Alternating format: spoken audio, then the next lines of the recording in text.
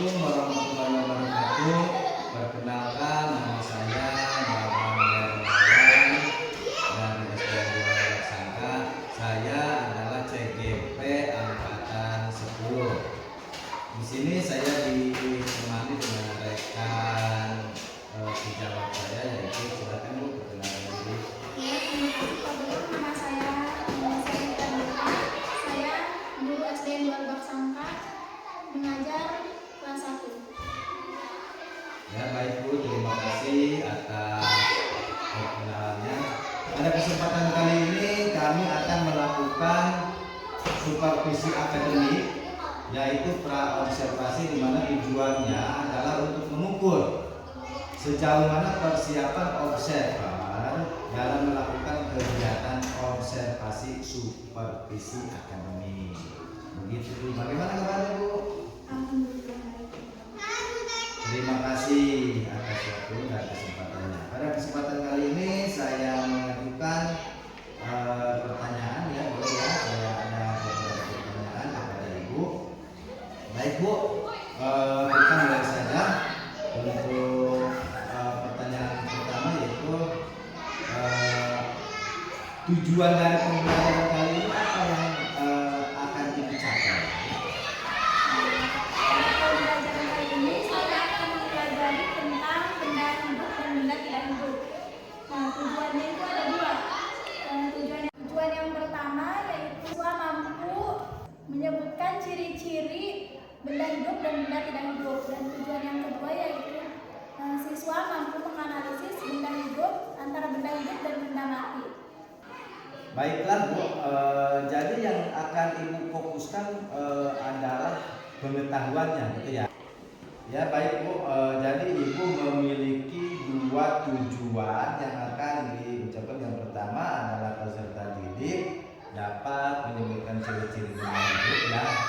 Dan yang keduanya,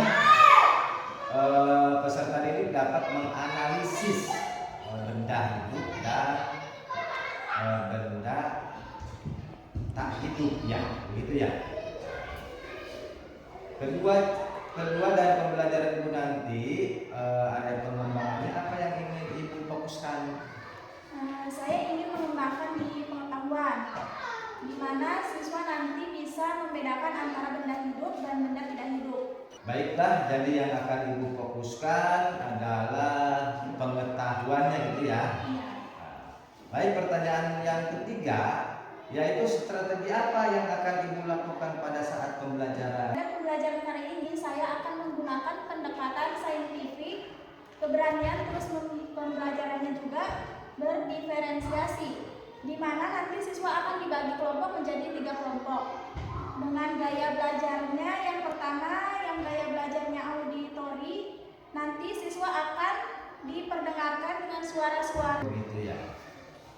Baiklah, untuk pertanyaan yang keempat, itu media apa saja yang akan Ibu gunakan dalam pembelajaran kali ini? Sesuai dengan pengalaman saya, jadi saya membuat 2 unit persiapan seperti itu. Yang pertama saya ingin menggunakan Infocus, di mana nanti saya akan menampilkan video lagu tentang benda-benda hidup, ciri-ciri benda hidup dan benda-benda tidak hidup.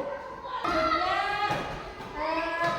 PPT, cuman kedua saya juga jika ada masalah dengan Infocus, seperti ada kendala, nah saya akan menyiapkan gambar-gambar yang sudah dicetak, gambar tentang benda hidup dan juga lirik lagu dari video yang akan saya tampilkan. Luar biasa ya Ibu Sherly. Jadi rencana Ibu itu menggunakan media seperti Infocus. Kalaupun ada kendala, Ibu akan menggunakan media lain ya. Jadi 2 media itu akan Ibu gunakan kalau tidak ada. Nah Bu, untuk pelaksanaannya kira-kira kapan itu waktu pelaksanaan pembelajaran yang telah Ibu rencanakan tadi? Mau dilaksanakan kapan? Jadi rencananya pembelajaran itu akan dilaksanakan pada hari Selasa besok, pada tanggal 6 Agustus 2024. Pada jamnya itu jam 7 sampai jam 7.30. Baik Bu, terima kasih atas waktunya. Semoga rencana Ibu ini dapat berjalan dengan lancar tanpa ada halangan suatu apapun, dan apa yang Ibu harapkan akan terlaksana dengan baik. Terima kasih ya Bu ya. Demikian percakapan observasi yang telah kami lakukan. Semoga apa yang telah direncanakan dapat berjalan dengan baik. Terima kasih dan kami akhiri. Wabillahi taufiq wal hidayah. Wassalam. Assalamualaikum warahmatullahi wabarakatuh. Assalamualaikum warahmatullahi wabarakatuh.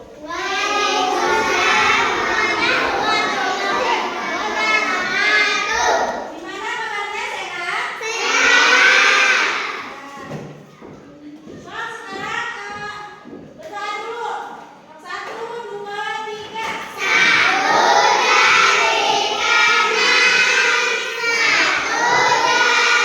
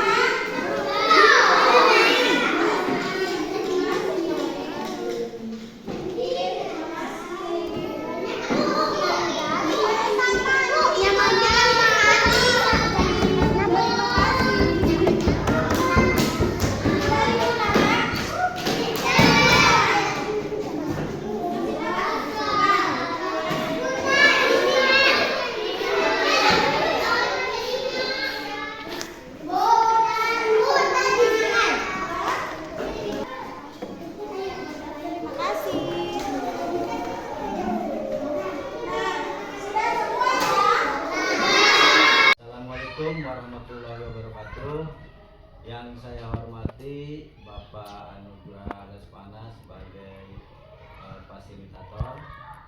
Yang saya hormati Bapak Muhammad Faris Al-Faridi sebagai pengajar praktek, dan rekan sejawat saya Bu Sherly. Gimana Bu Sherly kabarnya hari ini? Alhamdulillah baik ya.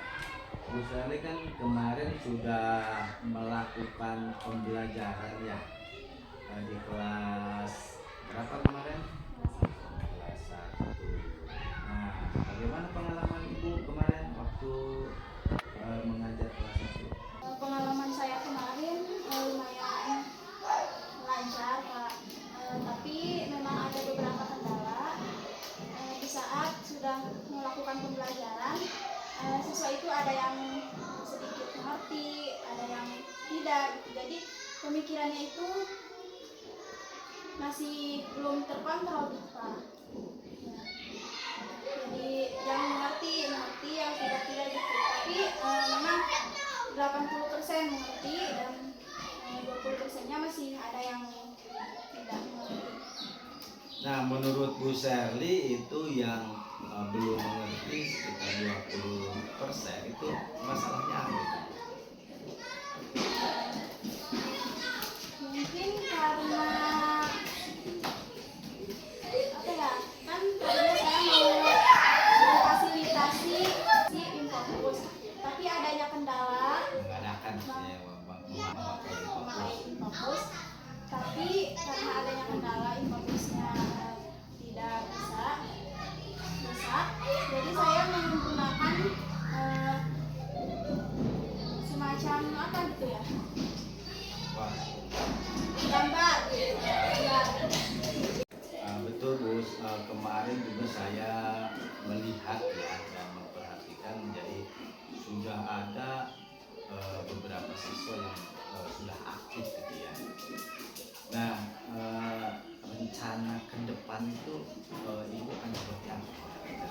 Rencana saya ke depan akan membuat metode pembelajaran berdiferensiasi, dan rencana saya akan mengajak anak-anak untuk belajar di luar ruangan gitu Pak.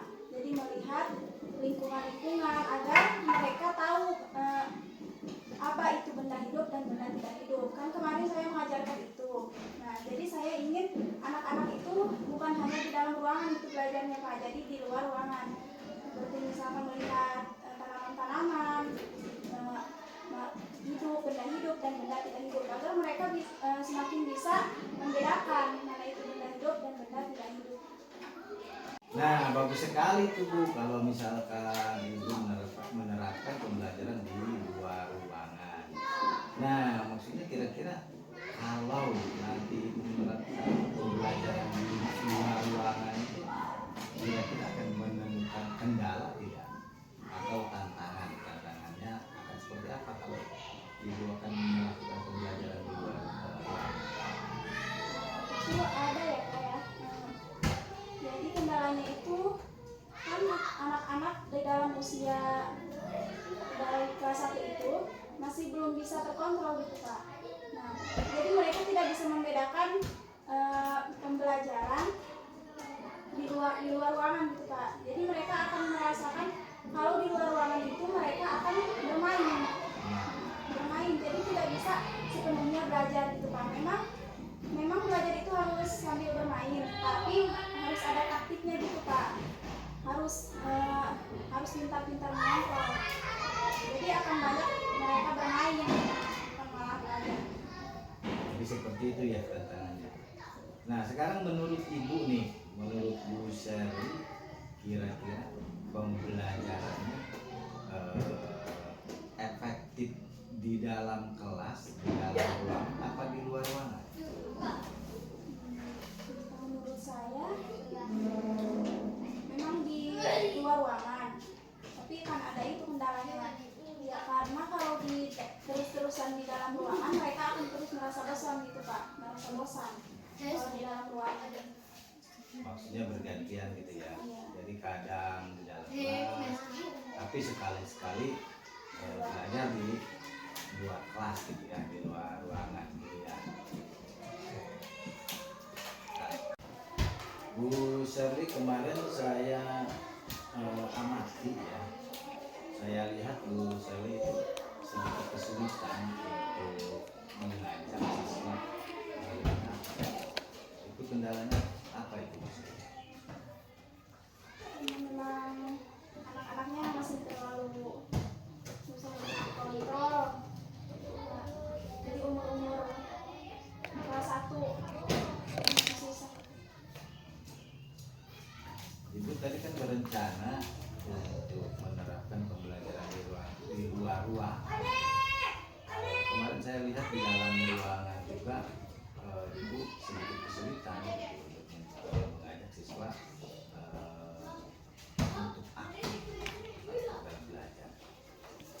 Bagaimana misalkan nanti kalau Ibu menerapkan pembelajaran di luar ruangan? Dahulu mungkin saya akan menasehati anaknya dulu agar mereka sedikit banyaknya akan mengerti peraturan apa gitu, agar di ruangan mereka mengerti tujuannya untuk apa, belajar di luar untuk apa, jadi agar mereka tidak berlarian ke sini gitu ke sana.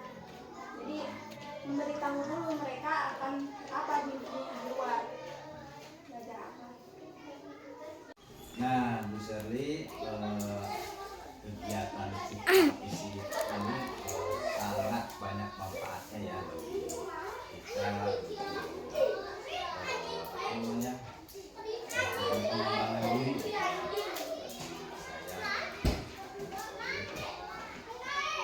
Sangat banyak manfaatnya. Mungkin itu saja ya percakapan pasca observasi hari ini. Terima kasih atas waktunya ya, Bu Sherly. Assalamualaikum warahmatullahi wabarakatuh.